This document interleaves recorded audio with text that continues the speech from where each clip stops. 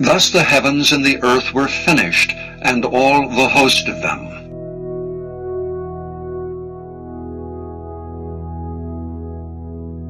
And on the seventh day God ended his work which he had made, and he rested on the seventh day from all his work which he had made.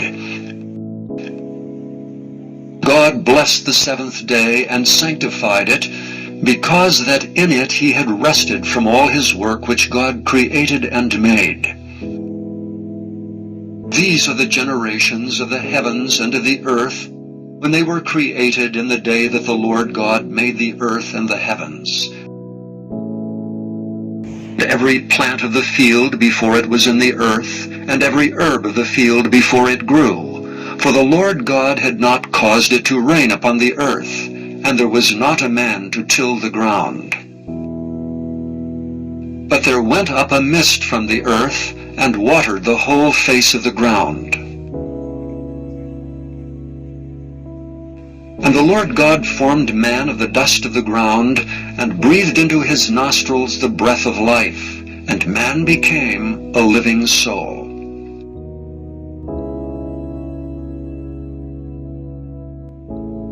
And the Lord God planted a garden eastward in Eden, and there he put the man whom he had formed.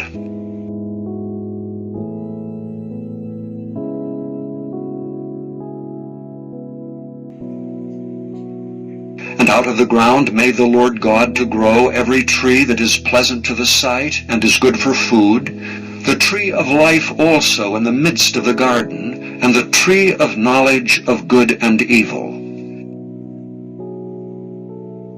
And a river went out of Eden to water the garden. And from thence it was parted, and became into 4 heads. The name of the first is Pison. That is it which compasseth the whole land of Havilah, where there is gold. And the gold of that land is good. There is bdellium and the onyx stone.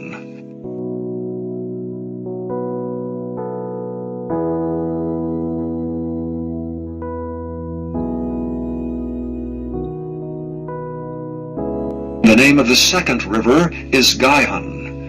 The same is it that compasseth the whole land of Ethiopia. And the name of the third river is Hiddekel. That is it which goeth toward the east of Assyria. And the fourth river is Euphrates. And the Lord God took the man, and put him into the garden of Eden to dress it and to keep it.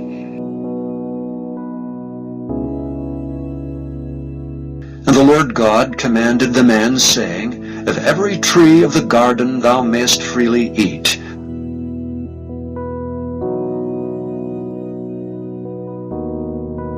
But of the tree of the knowledge of good and evil thou shalt not eat of it, for in the day that thou eatest thereof thou shalt surely die. And the Lord God said, It is not good that the man should be alone. I will make him an helpmeet for him. And out of the ground the Lord God formed every beast of the field, and every fowl of the air, and brought them unto Adam to see what he would call them. And whatsoever Adam called every living creature, that was the name thereof. And Adam gave names to all cattle, and to the fowl of the air, and to every beast of the field. But for Adam there was not found an helpmeet for him.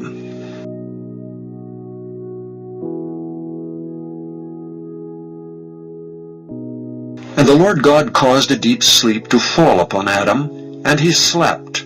And he took one of his ribs, and closed up the flesh instead thereof, and the rib which the Lord God had taken from man made he a woman, and brought her unto the man.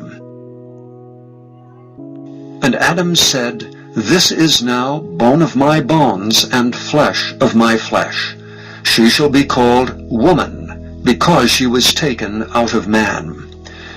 Therefore shall a man leave his father and his mother, and shall cleave unto his wife, and they shall be one flesh.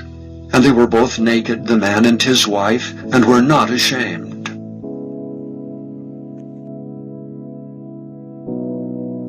Now the serpent was more subtle than any beast of the field which the Lord God had made. And he said unto the woman, Yea, hath God said, Ye shall not eat of every tree of the garden?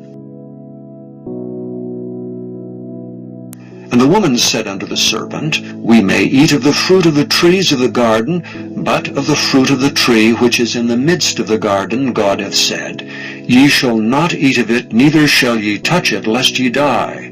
And the serpent said unto the woman, Ye shall not surely die, for God doth know that in the day ye eat thereof, then your eyes shall be opened, and ye shall be as gods, knowing good and evil.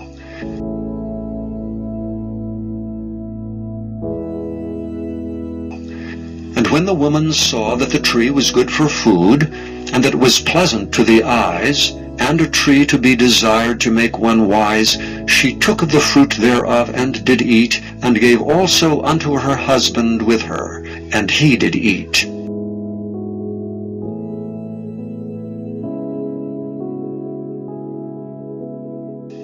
And the eyes of them both were opened, and they knew that they were naked, and they sewed fig leaves together, and made themselves aprons.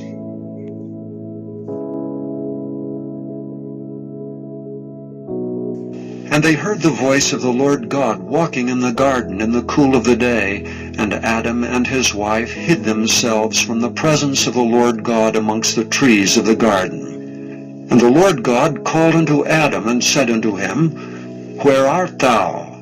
And he said, I heard thy voice in the garden, and I was afraid, because I was naked, and I hid myself. And he said, Who told thee that thou wast naked? Hast thou eaten of the tree whereof I commanded thee that thou shouldst not eat? And the man said, The woman whom thou gavest to be with me, she gave me of the tree, and I did eat. And the Lord God said unto the woman, What is this that thou hast done? And the woman said, The serpent beguiled me, and I did eat. And the Lord God said unto the serpent, Because thou hast done this, thou art cursed above all cattle, and above every beast of the field. Upon thy belly shalt thou go, and dust shalt thou eat all the days of thy life. And I will put enmity between thee and the woman, and between thy seed and her seed. It shall bruise thy head, and thou shalt bruise his heel.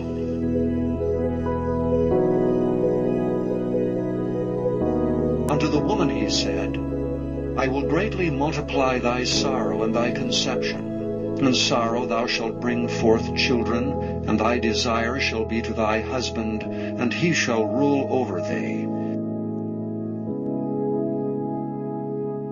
And unto Adam he said, Because thou hast hearkened unto the voice of thy wife, and hast eaten of the tree of which I commanded thee, saying, Thou shalt not eat of it, cursed is the ground for thy sake. In sorrow shalt thou eat of it all the days of thy life. Thorns also and thistles shall it bring forth to thee, and thou shalt eat the herb of the field. In the sweat of thy face shalt thou eat bread, till thou return unto the ground. For out of it wast thou taken, for dust thou art, and unto dust shalt thou return. And Adam called his wife's name Eve, because she was the mother of all living. Unto Adam also and to his wife did the Lord God make coats of skins, and clothe them. And the Lord God said, Behold, the man is become as one of us, to know good and evil. And now, lest he put forth his hand, and take also of the tree of life, and eat and live forever. Therefore the Lord God sent him forth from the Garden of Eden to till the ground from whence he was taken. So he drove out the man, and he placed at the east of the Garden of Eden cherubims with a flaming sword, which turned every way to keep the way of the tree of life.